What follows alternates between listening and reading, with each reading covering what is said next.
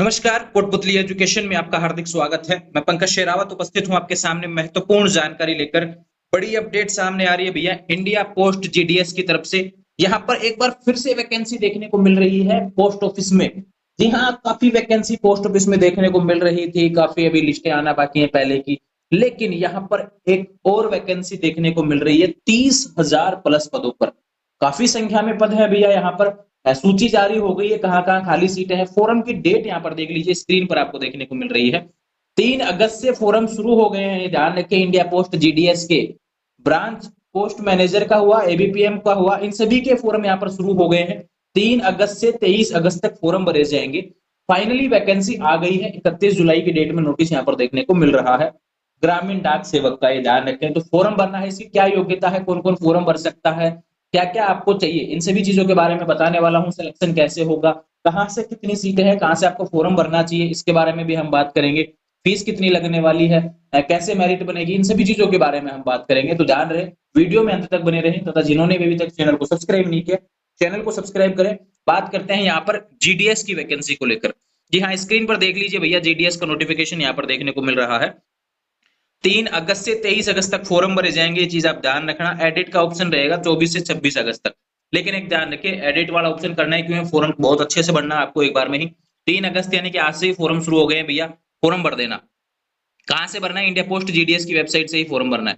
ये पदों की सूची है भैया। देखो, आंध्र प्रदेश में 1058 पद हैं भैया। बात करें हम राजस्थान की, बात करते हैं तो राजस्थान पे चलते हैं नीचे। यहाँ पे आता है भैया लगभग 2031 पोस्ट यहाँ पर खाली हैं। कैटेगरी वाइज विवरण दिया हुआ है भैया सभी का। जनरल कितनी, ओबीसी कितनी, एससी कितनी, एसटी कितनी, सारी जानकारी इसमें दी हुई है। इसको पढ़ लेंगे पूरा, ही ध्यान रखें। फॉर्म की बात हो गई। सैलरी कितनी होती है, सैलरी से रिलेटेड जानकारी बात कर लेते हैं। तो बीपीएम जो पोस्ट है उसकी सैलरी रहती है 12,000 शुरुआत में रहती है और बाद में 29,380 तक जाती है, ये ध्यान रखें। उसके बाद में बात करूं एबीपीएम वालों की 10,000 से शुरू होती है, 24,470 के आसपास रहेगी। ये बात हो गई। अब देखो यहाँ पे कि जो प्रोफाइल क्या होता है, तो ब्रांच पोस्ट मैनेजर ब्रांच का वर्क होता है, ध्यान रखें। एबीपीएम के पास भी वर्क ब्रांच का ही होता है।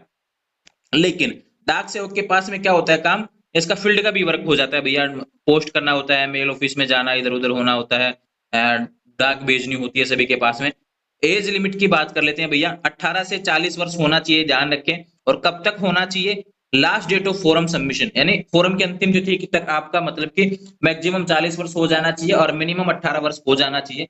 कुछ छूट रहती है क्राइटेरिया वाइज, ये ध्यान रखें अपर एज लिमिट में। वो यहाँ पर दिया गया है। एससी एसटी को कितना 5 ईयर्स का होता है, ओबीसी को 3 ईयर का, ईडब्ल्यूएस को नो रिलैक्सेशन, पीडब्ल्यूडी कैंडिडेट को 10 ईयर से, ध्यान रखें। और पीडब्ल्यूडी प्लस ओबीसी 13 साल का रिलैक्सेशन। इस तरीके से रिलैक्सेशन यहाँ पे रहता है, ध्यान रखें।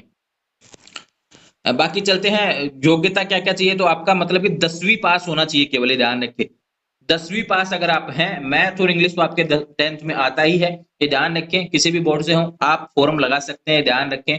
ऑप्शन है आपके लिए 10वीं पास अगर आप हैं तो यहाँ पर जो जीडीएस की वैकेंसी है उसमें फॉर्म लगा सकते हैं, ध्यान रखें। लोकल लैंग्वेज होना चाहिए, जिस भी स्टेट से आप फॉर्म लगाएंगे। मान लो राजस्थान से लगाते हैं तो राजस्थान में हिंदी का नॉलेज चाहिए, तो हिंदी चाहिए भैया। बाकी अदर स्टेट में जो लैंग्वेज कोड दिया हुआ है ना यहाँ पे, उसका हिसाब से चाहिए। मान लो किस कहीं बाहर से लगाएंगे, देखो देखो उदाहरण के तौर पे मैं आपको बता देता हूँ।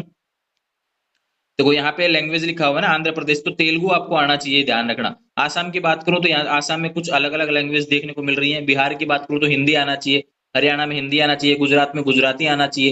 ये लोकल लैंग्वेज के हिसाब से ये ध्यान रखें, यहाँ पर दिया हुआ है डाटा ना। इन चीजों को भी आप समझेंगे। और दूसरी चीज आपको मैं बता दूं इसमें साथ में क्या चाहिए, कि कंप्यूटर का नॉलेज आपका होना चाहिए। लेकिन नॉलेज होना चाहिए, यहाँ पे डिप्लोमा जरूरी है, सर्टिफिकेट जरूरी है, ऐसा कुछ भी नहीं कहा गया। तो ध्यान रखें, कंप्यूटर का नॉलेज नॉर्मली सबको होता है, ध्यान रखें। फोरम आप लगा सकते हैं, साइकिल आपको चलाना होना चाहिए, और लोकलिटी जो लैंग्वेज होती है वो आपका मतलब कि वहां पे नॉलेज होना चाहिए, ध्यान रखें। तो ये फोरम से रिलेटेड बातें हो गई। ठीक है, फॉर्म कहां से भरना है, इंडिया पोस्ट जीडीएस ऑनलाइन, ये गूगल पे आप टाइप करेंगे तो आपको फॉर्म वहां से देखने को मिल जाएगा।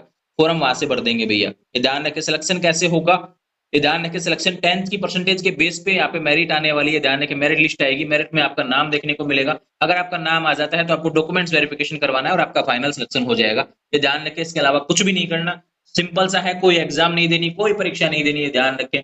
सीधे आपका 10th के परसेंटेज के हिसाब से नौकरी लगने वाले हैं, ये ध्यान रखें। उसके बाद में चलते हैं कि भाई सीबीएसई बोर्ड से हैं तो अदर बोर्ड से हैं जो उनके, तो यहाँ पे जिनका ग्रेडिंग सिस्टम रहता है उनका मल्टीपल फैक्टर होने वाला है कि उनके नंबर किस हिसाब से काउंट होंगे, इस तरीके से आपको देखने को मिलेगा। ये ध्यान रखें, गुणा करके आप परसेंटेज वहां पे भर देंगे, ये ध्यान रखना। फॉर्म भरेंगे तब कोई दिक्कत नहीं आएगा, है ना। तो ये चीजें हैं फॉर्म से रिलेटेड, जितनी भी जानकारी थी मैंने आपको बता दी है। फीस की बात कर लेता हूँ भैया। फीस कब तक जमा, फीस जो फॉर्म फीस है क्या रहने वाली है, तो जनरल ओबीसी डब्ल्यूएस की 100 रुपए रहने वाली है। SC ST की कोई फीस नहीं है, ध्यान रखना, है ना। SC ST की कोई भी फीस नहीं है भैया, ये ध्यान रख के फॉर्म आपको लगाना है।